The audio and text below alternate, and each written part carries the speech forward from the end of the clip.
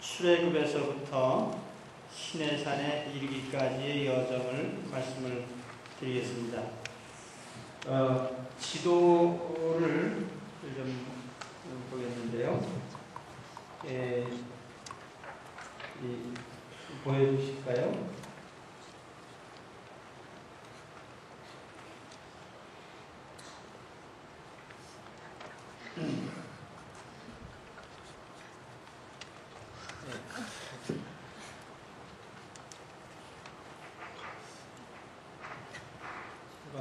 안 나왔죠?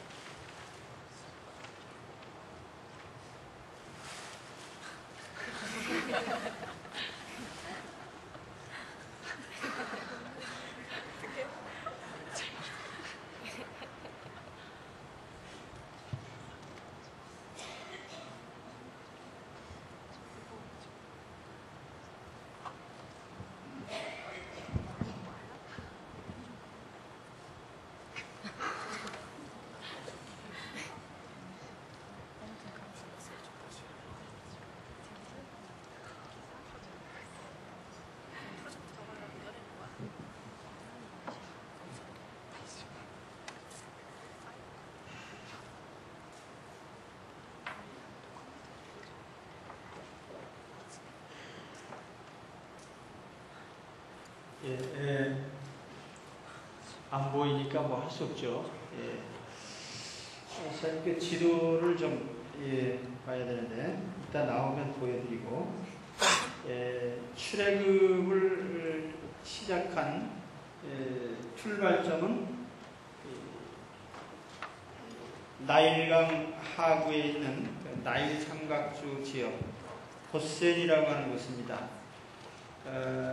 이집트를 이렇게 지도상에서 보면은 아프리카의 동북쪽 끄트머리에 있는 나라입니다. 그래서 아시아하고 이렇게 연결된 그런 적인데, 여러분 그 성경에 지도 있습니까?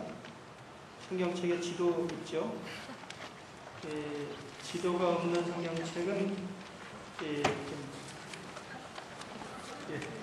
당장에 좀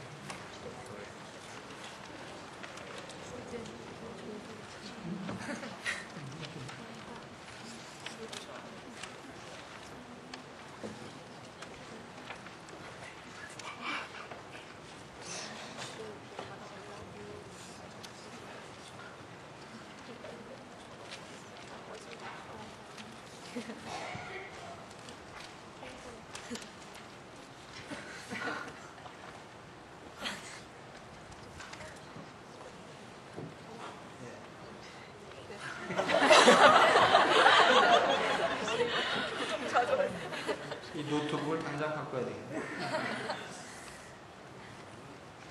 지도책에 보시면은요, 그 이집트라는 나라가 아프리카 동북쪽 끄트머리에 붙어 있고, 이집트 아래는 수단이 있고, 그 아래는 이디오피아가 있습니다.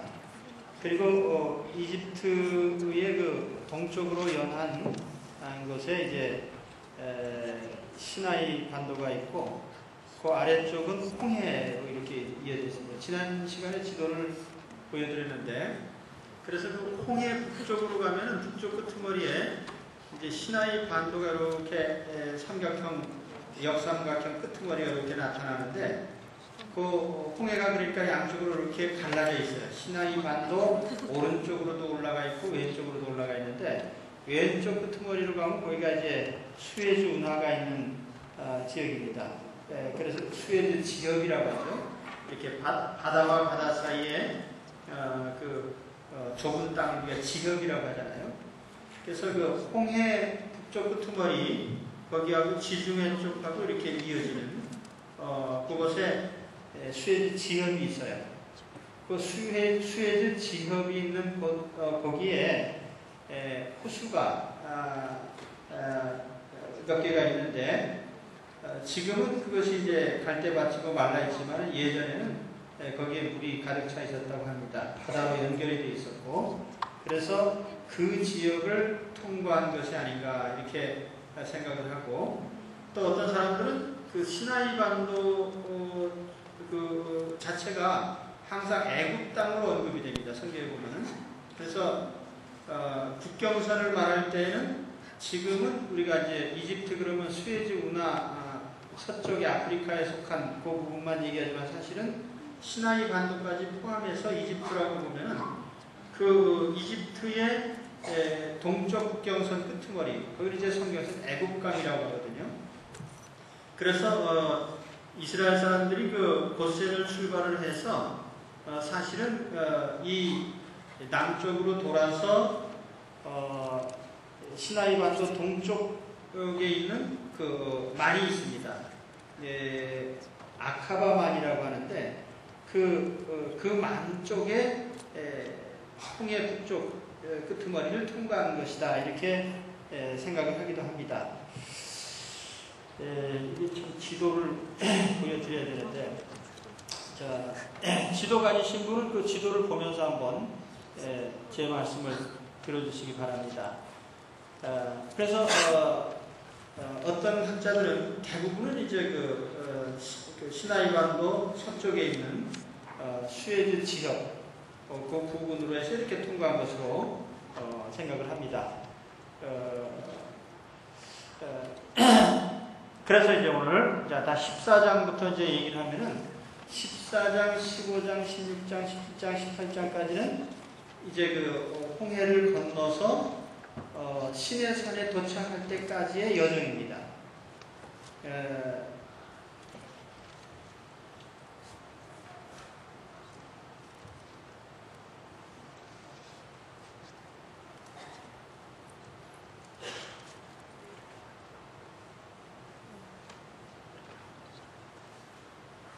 이게 홍해고요.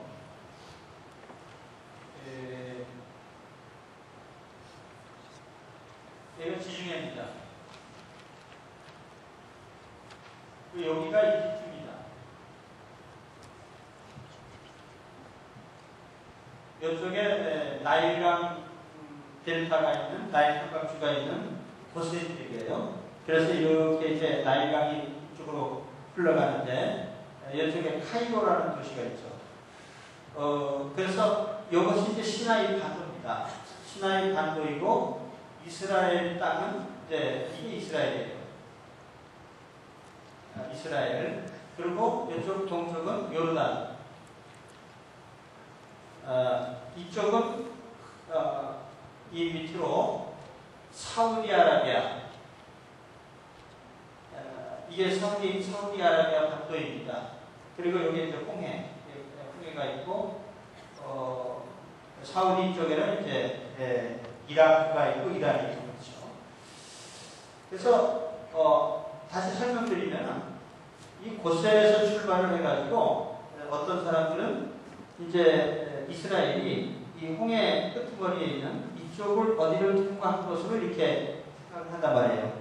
그래서 일부 다른 학자들은 이스라엘이 여기를 어딘가로 통과해가지고 여기에서 홍해를 건넌 것으로 기적이 일어난 장소가 이쪽으로 본다는 얘기예요. 그러면은 시내산은 지금 현재 지도상에서는 시내산이 여기 있지만 실질적으로는 아라비아의 어느 곳이다 이렇게 주장을 합니다. 그러나 제가 지금 공부를 우리가 할 때는 통상 지금까지 그 알려진 대로 이제 설명을 하겠습니다. 그래서 여기가 수에즈 지역이라고, 이게 수에즈 운하입니다. 지금 운하가 이렇게 뚫려져 있고 땅이 좁게 연결되는 곳이기 때문에 이 지역에 말하자면 그 지금은 갈대밭이고 호수인 그런 그 지역, 지금 물은 말라서 없어졌지만은 옛날에 이쪽까지 바다가 이렇게 이어져 있었는데 이스라엘 사람들이 이쪽으로 이렇게 통과했을 것이다 이렇게 생각하기도 합니다.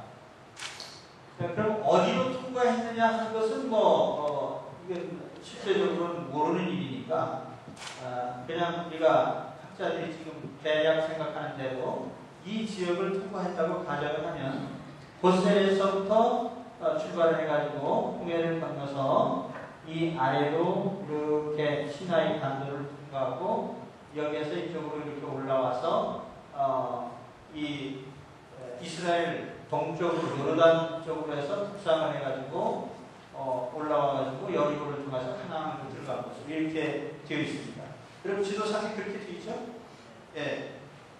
그래서 오늘은 어디까지를 얘기하느냐면 바로 이 고셀에서부터 출발을 해서 지난 시간까지는 여기 애굽에서 탈출하는 그 장면까지 있어요. 탈출해서 오늘은 출애굽기 14장에 이 수곳이라고 하는 곳, 비하히로 바알스봇 맞은편 거기에서 건넜다고 하는데 거기를 건너서 또 이 수광야, 신광야, 시내산에 이르는 요 여정까지를 얘기하겠습니다. 그러니까 출애굽기로 보면은 14장에서 18장까지 이 내용에 그럼 대략 짐작은 가시겠죠? 이스라엘이 어떻게 홍해를 건너서 시내산까지 가게 되는지. 이 14장에서부터 18장까지 사건 중에 첫 번째 중요한 사건이 홍해를 건너는 기적입니다. 그것은 14장에 내용이 기록이 되어 있어요. 출애굽기 14장 한번 보시기 바랍니다.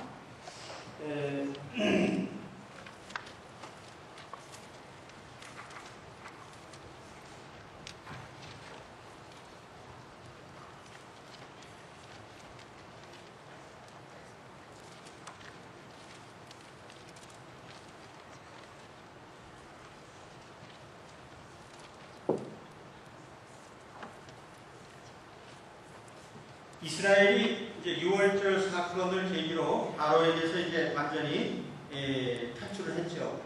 그래서 이스라엘이 출발을 했지만은 여전히 애굽 땅 안에 이스라엘이 머물고 있었어요. 그래서 이스라엘이 부지런히 도망을 했지만은 바로가 가만히 생각해 보니까 놓아주고 난 다음에 후회가 되는 겁니다. 아, 이거 괜히 놔뒀구나. 그래서 다시 이 뭡니까 그 병거 군사용 마차 있잖아요. 그걸 600대나 동원을 해가지고 군사를 동원해가지고 이스라엘을 추격하기 시작했습니다. 그래서 이스라엘이 이제 도달하는 것이 바로 이제 홍해 앞인데 이 홍해라고 하는 이 명칭은 아인 수프. 그래서 이게 갈대 바다라 이렇게 돼 있어요. 이 뜻이 홍해라는 그 말의 뜻이 리드시라 이렇게도 얘기를 합니다. 레드시가 아니고 리드시가 갈대의 바다다. 근데 그것은 아까 말씀드린 대로 이 북쪽 끝단에 호수 지역이 있는 그 지역에 갈대밭이 많이 있었기 때문에 그런 이름이 붙여진 것으로 생각을 합니다. 그리고 이 홍해라고 하는 명칭은 그 물빛이 붉다는 뜻인데 그 물빛이 그렇게 붉게 보인다고 해요. 그래서 홍해라 이렇게 붉은 바다라고 부르기도 합니다. 그런데 아무튼 그 이스라엘이 그 홍해 바다까지 이르렀을 때에 바로가 바짝 추격해 왔습니다. 그리고 이스라엘 사람들이 당황했죠. 우리를 완전히 놔준 줄 알았더니 뒤쫓아왔구나. 그래서 당황하니까 어떻게 됩니까? 이제 다시 이제 모세를 향해서 원망하는 거죠. 아니 이게 무슨 일이냐? 우리를 해방시켰다고 하더니 바로가 우리를 죽이려고 뒤쫓아오지 않았냐? 그럴 때에 모세 또한 참 당황을 했겠죠. 너희들 좀 진정하고 가만히 있어라. 이 중간에 왜 이렇게 왕정하느냐? 이게 하나님께서 모세에게 너는 왜 가만히 있느냐? 지팡이를 들어서 바다를 향해서 쳐라. 그랬더니 모세가 지팡이를 들어서 바다를 쳤더니 바다가 갈라지기 시작했습니다. 그렇죠? 예, 그래서 바다가 갈라지고 그 마른 땅이 됐어요. 그래서 하나님이 거기다 바람을 불어서 젖은 땅을 말리우시고 이스라엘은 그 마른 땅 육지와 같이 바다를 건너가게 됩니다. 혹시 10개라는 영화 보셨나요? 예, 거기 그런 장면이 나오죠. 예, 바다 사이로 이렇게 이스라엘 백성이 통과해 가요. 그래서 이스라엘 사람들이 바다로 통과해 가니까 또 바로 역시 군대를 동원해서 역시 뒤따라서 추격을 합니다. 그런데 하나님께서 그 이스라엘 백성들은 편안히 건너게 하시고 애굽 사람들이 있는 그 진영에는 밤에는 어둡게 하시고 또 어지럽게 하시고 혼란스럽게 하셔서 추격을 못하게 하실 뿐 아니라 바다로 따라 들어왔을 때에는 어떻게 됐어요? 물이 다시 그들을 덮게 하셔서 그들을 완전히 멸망시키셨습니다. 그래서 이스라엘이 홍해를 무사히 통과하게 돼요. 이건 이스라엘 역사로서는 그 6월절 사건, 그 이전에 있었던 뭐 재앙이나 기적들이 있었지만은 이스라엘 백성들이 직접 눈으로 목격한 최대의 기적이죠. 그 최대의 기적입니다.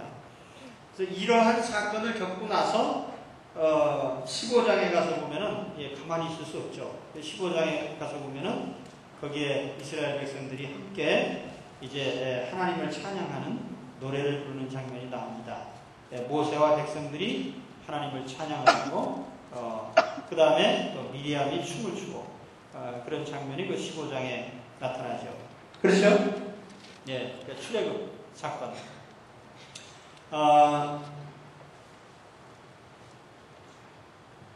그 다음에 그 다음 장면이 뭡니까? 마라의 물 사건이 나와요. 15장 22절에 보면은 이스라엘이 홍해를 통과해서 이제 기적적으로 건넌 후에 아마 얼마간 또 이렇게 통과를 했겠죠. 그러다 보니까 목이 마른데 물이 없었어요. 근데 마침 거기에 오아시스인지 하여튼 물이 나타났어요. 그래서 그 물을 마시려고 보니까 이게 너무 씁니다. 써서 먹을 수가 없어요. 학자들에 의하면 이 물의 이름이 아인호아라라고 하는 지역인데 지금도 그 지역은 물이 써서 먹질 못한다 그래요. 그래서 백성들이 또 모세를 향해서 원망을 했죠. 그랬더니 하나님께서 지시하시기를 한 나무를 지목을 하셔서 그 나무를 물에 던져라. 그렇게 해서 물에 던졌더니 물이 마실 수 있는 단물이 되었더라. 그래서 이 부분에 대해서도 이제 두 가지 큰 해석이 있어요.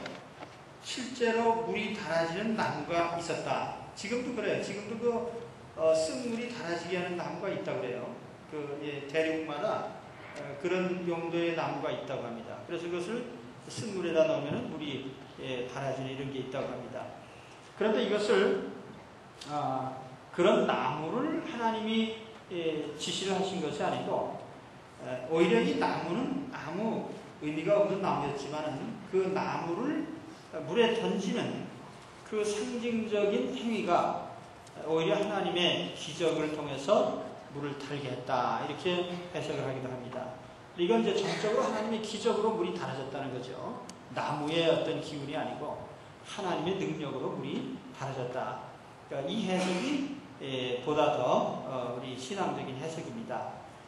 하나님께서 아무튼 그 물을 달게 만드셨는데 달게 만드시는 방법은 수천 수만 가지가 있을 수 있죠. 하나님 손에는 단 하나님 백성들 입장에서 보면은 말씀에 순종하는 것이 중요하겠죠. 그래서 그 나뭇가지를 집어던졌더니 물이 달아졌더라. 그게 마라의 사건입니다. 마라라는 것은 쓰다는 말 아니에요. 그래서 쓴 물이 달아진 그런 기적이 있었습니다. 그리고 이제 16장으로 가면은 이제 홍해에서부터 시내산까지 가는 동안에 뭐 기적이 여러 가지가 일어납니다만은 그 중에 가장 중요한 기적 몇 가지를 얘기하라고 하면은 하나는 만나를 내리신 기적이고 또 하나는 반석에서 물을 내신 르비딤의 반석에서 물을 내신 사건이에요. 가장 중요한 사건입니다. 그런데 이제 16장에 가면 바로 그 만나가 내려지는 장면이 나옵니다. 백성들이 이제 애굽에서부터 탈출해가지고 홍해를 건너서 여러 날 이렇게 지나다 보니까 이제는 양식이 걱정이 됐습니다. 야, 이게 얼마 동안 우리가 갈지도 모르는데 이거 어떻게 우리가 먹고 사느냐? 뭘 먹고 사느냐? 그렇죠? 이건 우리가 인생 살아가는데 가장 큰 문제입니다. 뭘 먹고 살아야 되냐? 그러니까 백성들이 우리가 애굽에 있을 때는 고깃가마에 이렇게 앉아서 비록 신분은 노예지만 배불리 먹지 않느냐? 그래서 차라리 광야에서 굶어 죽으니 애굽에서 노예로 배부르게 사는 게 나을 뻔했다. 여러분 그렇게 생각하십니까? 내가 예수 믿고 구원받고 천국 가느니 차라리 세상에서 잘 먹고 사는 게 나을 뻔했다. 그렇게 생각하십니까? 천당 안 가도 좋으니까 세상에서 잘 먹고 살면 참 좋겠다. 그러실 분 계십니까? 혹시 하나님 응답을 줄지 모르니까. 근데 우리 중에는 아마 그런 분이 없는 것 같은데, 그 모세를 따랐던 이스라엘 사람들은 대부분이 그런 생각을 했어요. 야, 가나안이 어딘지 모르는데 우리가 뭐 거기 언제 가겠냐? 가나안 가지도 못하고 다 죽을 텐데 차라리 애굽으로 돌아가서 고깃가마에 서 참 삼겹살도 먹고 또 분추도 먹고 마늘도 먹고 배불리 먹다가 배불러서 죽은 귀신은 뭐예요? 뭐라고 할까? 때깔이 좋대. 지옥에 갈 때 가더라도 때깔 좋게 지옥 가자. 그런 생각이 있어. 그러니까 하나님께서 이 백성들이 이제 원망을 하니까 모세는 또 무슨 수를 이걸 되게 살려요. 그러니까 하나님 앞에 모세도 황당한 그런 처지가 됐는데 하나님께서 백성들의 원망의 소리를 들으셨어요. 그래서 하나님이 이제 양식을 내려주시는데 그게 바로 뭐냐면은 만나입니다. 만나. 이 만나라는 명칭 우리가 이렇게 만나라고 표시를 합니다만 히브리 말로는 만후라고 합니다. 발음이. 그리고 이걸 의미는 What is this? 이런 뜻이에요. 영어로 하면 이게 뭐냐? 이런 뜻입니다. 이게 뭐냐? 또 만나라는 뜻이 이런 뜻이에요. 이게 뭐냐? 그래서 이게 뭐냐? 이거 하나님이 내려주신 양식이다. 이게 만나 이렇게 했습니다. 근데 우리말로 만나 그러면 맛이 있는 것처럼 보여요. 그래서 옛날에 그 만나당 빵집이라고 있었는데 제가 다니는 그 마을에 그 만나라는 말이 맛있다 그런 것처럼 보이는데 원래 뜻은 이게 뭐냐 그런 뜻이에요. 근데 이 만나를 내리시는데 하나님께서 아주 중요한 규칙이 있습니다. 1인당 한 오멜씩 거둬라. 그러니까 한 오멜이 어느 정도의 분량이냐면은 약 2리터 정도 됩니다. 그래서 우리 쉬운 성경, 현대인의 성경에 보면은 2리터 좀 이렇게 번역을 했습니다. 그러니까 한 사람당 하루 2리터 분량의 만나를 거둬라. 그런데 저는 양심이 약간은 있기 때문에 2리터 거둬라면 2리터 정도 거둡니다. 근데 약간 욕심 있는 사람은 한 3리터 내지 4리터를 거둘 수도 있어요. 또 어떤 사람은 조금 몸이 불편해가지고 2리터를 거둬야 되는데 2리터를 못 거두고 한 1리터 정도만 거두는 사람도 있습니다. 있을까요? 없을까요? 있죠. 충분히 그럴 수 있잖아요. 그런데 재밌는 것은 집에 가지고 와서 대에다가 딱 대보니까 많이 거두은 사람도 딱 1리터가 나와요. 좀 부족하게 거둔 사람도 2리터가 됩니다. 이게 뭐죠? 하나님의 기적이죠. 이게 만나의 기적입니다. 그러니까 근데 이건 우리의 그 생활에 여러 가지가 하나님의 암시가 담겨 있는 것인데, 욕심 많은 사람은 돈을 더 많이 벌려고 하고, 또 어떤 사람은 능력이 부족해서 조금 소득이 적기도 하지만 먹고 사는데 지장이 없다는 거예요. 하나님께서 우리가 생존할 만큼의 양식을 보장해 주십니다. 이게 이제 만나의 제1법칙이에요. 모든 사람은 한 노매를 거둬라. 또 한 가지는 매일 하루치의 양식을 거두게 되어 있습니다. 매일 하루치만 거둬라. 그러니까 어떤 사람은 하나님의 말씀을 순종하지 않고 이틀치를 거둔다.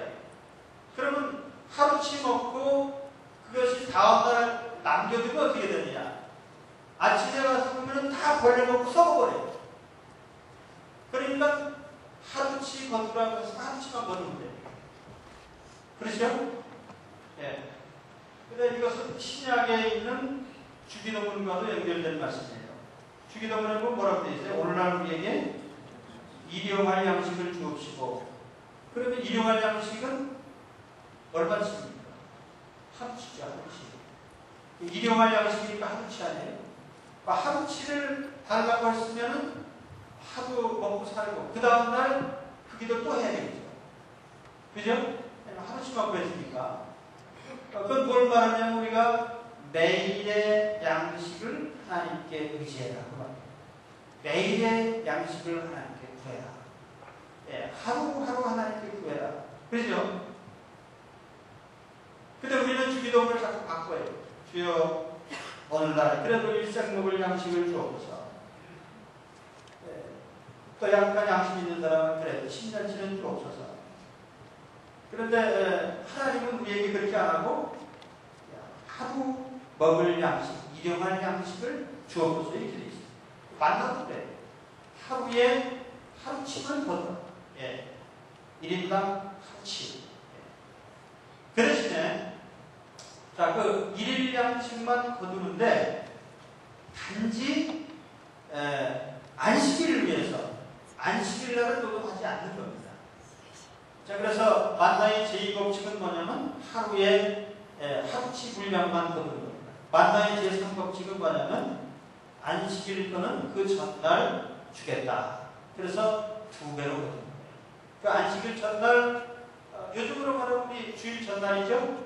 주일 전날까지는 2배로 됩니다. 그 주일날은 하나님 안 주셔요.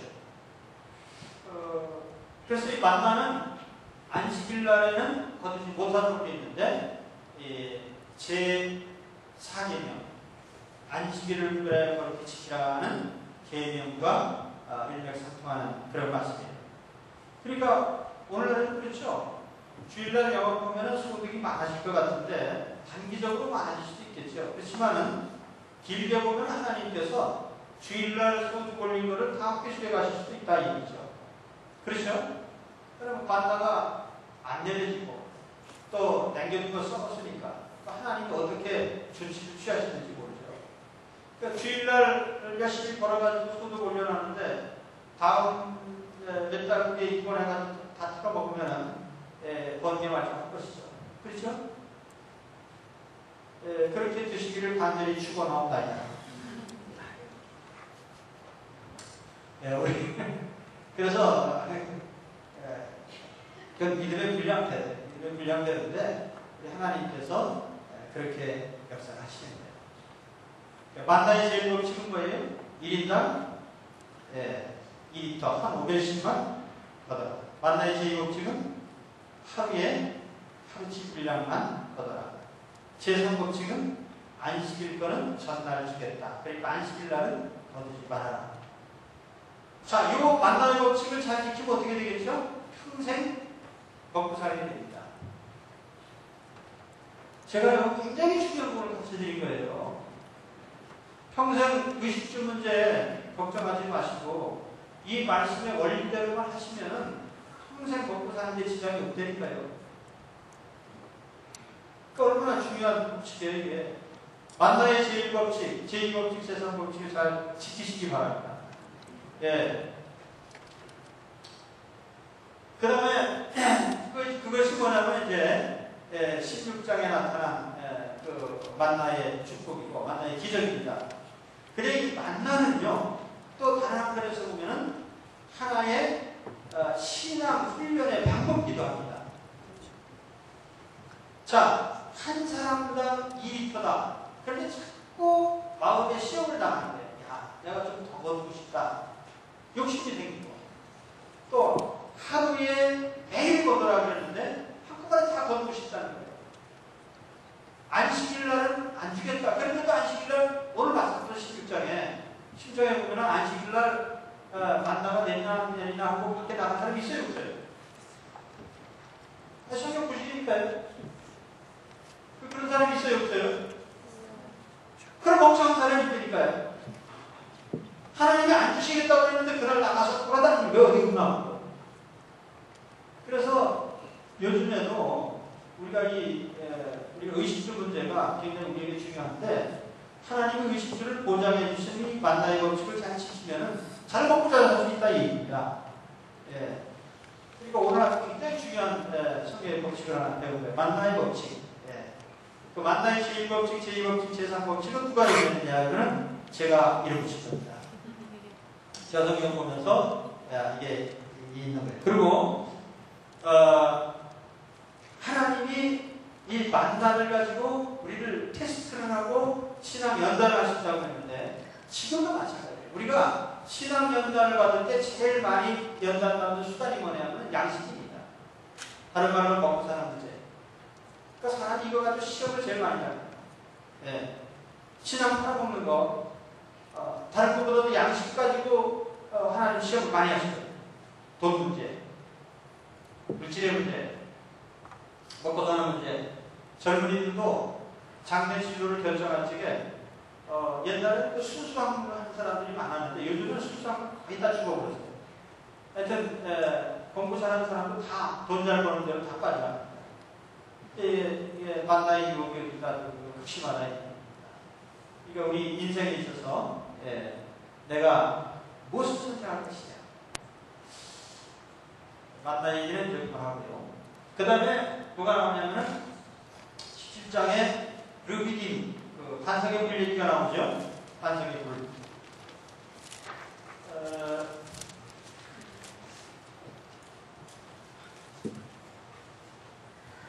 르비딤. 여기서 이스라엘 사람들이 또 목이 말랐어요. 마실 물이 없어가지고 원망을 했습니다. 그러니까 광야 생활 중에 첫 번째는 양식이고 두 번째는 물인데 이 물이라고 하는 건 상징적으로 여러 가지 의미가 있습니다. 인간의 욕구를 충족시켜주는 그런 갈증들, 욕망, 충족의 어떤 그런 도구들이 있잖아요. 영적인 갈증도 있고 육신적인 갈증이 있는데 이 육신적인 갈증은 영적인 갈증을 상징하는 그런 물질입니다. 그런데 물을 마시지 못하니까 백성들이 또 모세를 향해서 원망합니다. 우리가 죽을 데가 없어가지고 매장대가 없어 여기까지 가서 목말라 죽느냐. 그런데 하나님께서 또 백성들의 원망 소리를 들으시고 하나님 항상 들으십니다. 여러분 원망할 때는 살살하셔야 돼요. 그래서 제가 우리 집사람한테도 가끔 이제 우리가 이제 얘기하다가 이제 우리가 이 소리 저 소리 한 후에 여보 우리가 한 소리 하나님 다 들으시는데 당신 그 얘기 다시 취소하시오. 그러면 우리는 정식으로 취소합니다. 아니 제가 한 말은 취소하겠습니다. 하나님 항상 들으시는 거예요. 우리 얘기. 그렇죠? 그러니까 아무도 안 듣는다고 해서 함부로 원망하시면 안 돼요. 그러니까 백성들이 원망하니까 하나님 들으시고 뭐라고 하셨어요? 야 그래 이 백성들에게 물을 먹어라. 그래서 하나님께서 물을 실컷 먹였습니다. 호렙산 반석에 서서 이가 가진 지팡이로 반석을 딱 쳤더니 거기서 물이 쏟아져 나왔습니다. 그래서 백성들이 몇 명이에요? 장정만 60만이니까 많은 사람들이 먹을 물이 쏟아져 나옵니다. 그래서 그 물에 백성들이 물을 묶어먹고 갈증을 하셨다. 그래서 그것을 이름을 붙이기를 우리발 또는 사랑, 하나님을 실현하는 것. 예. 그렇죠? 예.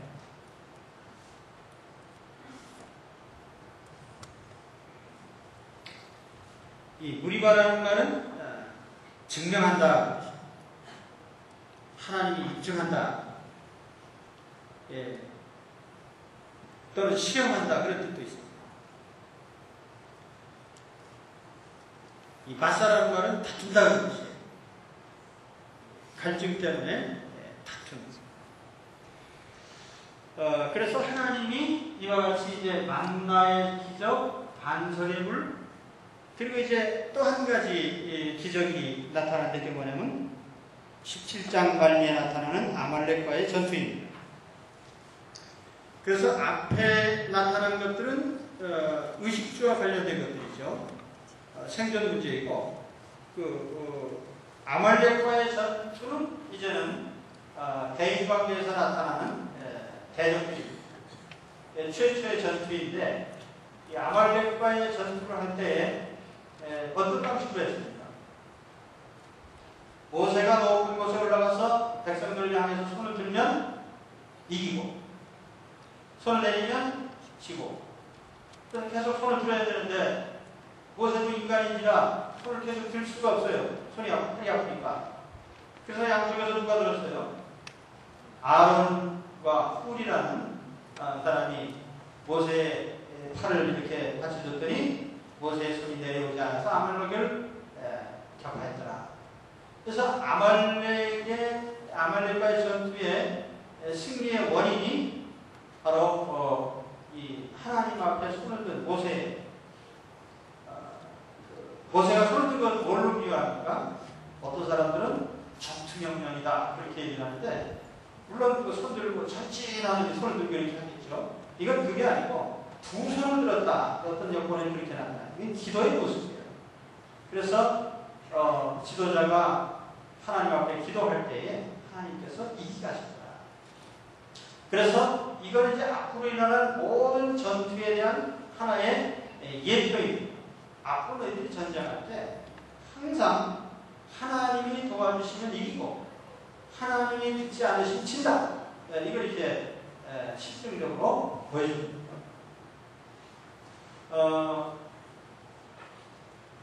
그럼 이제 지금까지 말씀드린 이 몇 가지 사건들에 대해서 영적인 의미를 한번 살펴보도록 하겠습니다. 홍해를 통과하는 것에 대해서 고린도전서 10장에서는 뭐라고 말씀하냐면 이스라엘 백성들이 다 함께 물과 구름 가운데 세례를 받았다 이런 얘기를 하는데 홍해를 통과한 것을 이스라엘 백성들의 세례라고 이렇게 해석을 합니다. 말하자면 6월절 어린 양을 통해서 구원받은 그들이 구원을 칭하는 그런 사건이었다는 거예요. 또 이 만나의 사건에 대해서 요한복음 6장에 보면은 이 만나가 뭐냐? 이 만나는 곧 생명의 떡이신 예수 그리스도를 가리킨다. 이렇게 설명을 해줍니다.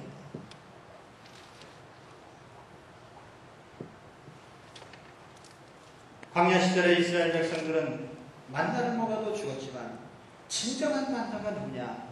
그 만나는 예수 그리스도시다. 그래서 예수 그리스도의 피를 마시고 예수 그리스도의 살을 먹는 사람마다 영원히 죽지 않고 영원히 살리라. 그래서 이 만나는 바로 예수 그리스도를 가리키는 것으로 그렇게 해석을 했습니다. 또 고린도전서 10장에 보면은 반석에 물을 마셨나니 반석의 물은 뭐냐? 곧 예수 그리스도시라. 이렇게 고린도전서 10장 4절에 해석을 하고 있습니다. 다시 말하면 우리 심령의 영원한 갈증을 해소해 주실 분이 누구냐? 예수님밖에 없다. 그렇죠? 그리고 아까 제가 마라에 쓴 물이 달아지게 할 때에 하나님이 한 나무를 지시하셨다고 했는데 그 나무는 무엇을 말하느냐? 예수 그리스도의 십자가를 상징한다. 그래서 그 예수 그리스도를 상징하는 것으로 그렇게 해석을 합니다. 우리 인생에서 먹을 수 없는 물, 또 우리가 감당할 수 없는 부분들이 예수 그리스도를 그곳에 중심에 모실 때, 예수 그리스도를 그 한가운데 모실 때 그 모든 상황이 바뀌어진다. 승률이 달라진다. 우리 심령이, 마음의 심령이 써서 죄가 나오고 악한 생각이 나오고 불의함이 나오고 거기에다가 예수 그리스도의 십자가를 던지라는 것입니다. 그러면 승률이, 쓴마음이 달라집니다.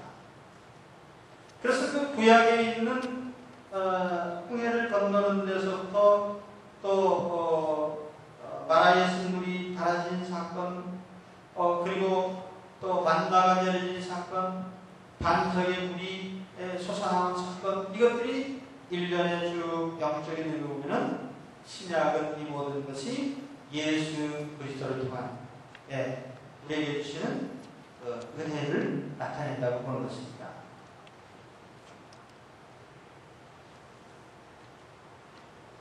조금 오래 가주십니까?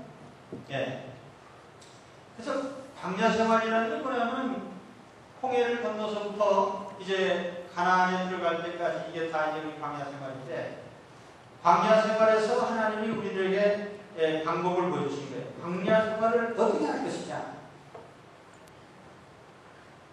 한 가지 해답은 예수 그리스도와 함께하면 된다. 그런 얘기죠. 그렇죠? 예수님을 믿고 홍해에서 세례를 받고 예수 그리스도를 만나고, 그렇죠? 영적인 만나이신 예수님을 모시고 영적인 생수이신 예수 그리스도의 반석의 물을 마시면서 무엇이든지 예수님과 함께하는 어떤 것이든지 우리는 다 통과된다. 그러면 광야 생활이 은혜롭게 다 통과된다 그 말이죠. 그렇죠? 이 광야라고 하는 것은 오늘 이 세상을 의미하는 거예요. 그래서 우리가 그 영적인 상징을 얘기하잖아요.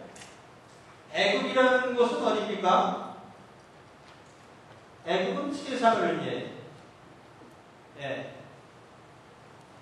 또 광야는요,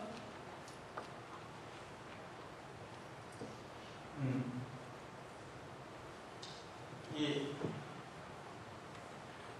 애굽의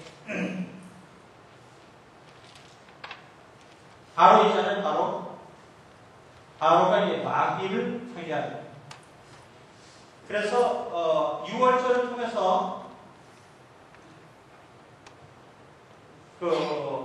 하나님께서 애굽에 심판을 내리셨잖아요. 그래서 바로를 심판하고 이스라엘을 풀어줬습니다. 이 광야가 우리 세상 삶을 말하는 겁니다. 그래서 어디로 가요? 가나안으로 갑니다. 이 가나안은 천국을 상징하는 것입니다. 그래서 우리가 지금 살고 있는 우리의 현실의 삶은 어디입니까? 광야죠 지금? 우리가 어디 있어요 지금? 광야에 있어요. 그 세상 삶인데, 여기서 우리가 가장 중요한 우리 삶의 원리가 뭐예요?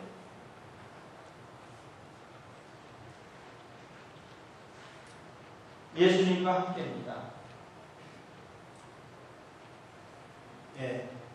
바로 이거를 얘기하려고 할 거예요. 그래서 신약은 바로 구약에 있었던 모든 사건들을 예수 그리스도의 은총의 단면들로 그렇게 해석을 하는 거예요. 홍해는 세례, 예수님을 통한 세례, 또 만나는 예수 그리스도의 희생하신 몸, 또 반석의 물은 생수이신 예수 그리스도, 만나 마라의 쓴물을 달게 하신 나무가 예수님의 십자가. 그래서 모든 것이 다 예수님의 모습으로 그렇게 나타납니다.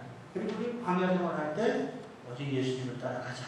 예수님과 함께 예수님을 모시고 예수님 따라가면 우리는 광야 생활을 은혜롭게 통과하고 승리할 수가 있습니다. 그래서 오늘은 고센에서부터 출발을 해서 홍해를 건너서 시내산까지 도달한 그 내용을 말씀드렸어요. 여기에 가장 중요한 기억해야 될 사건, 첫째, 홍해 건넌 거, 두 번째, 만나, 셋째, 반석의 물. 그것만 기억해도 돼요. 우리 광야자에 필요한 것을 하나님께서 이렇게 공급해 주시더라.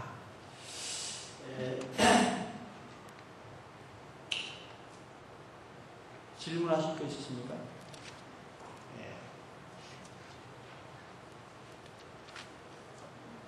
이제 매주 제가 이 내용을 이렇게 요약을 해서 해드리는데 혹한 궁금한 게 있으시면 메모를 해서 저한테 주시면 다음 주에 답변을 해드리죠. 그렇죠? 그렇게 질문하시기 바랍니다. 단 그 내용은 제가 강의한 내용 중에서 질문하세요. 딴 데서 하지 마시고. 기도하겠습니다. 하나님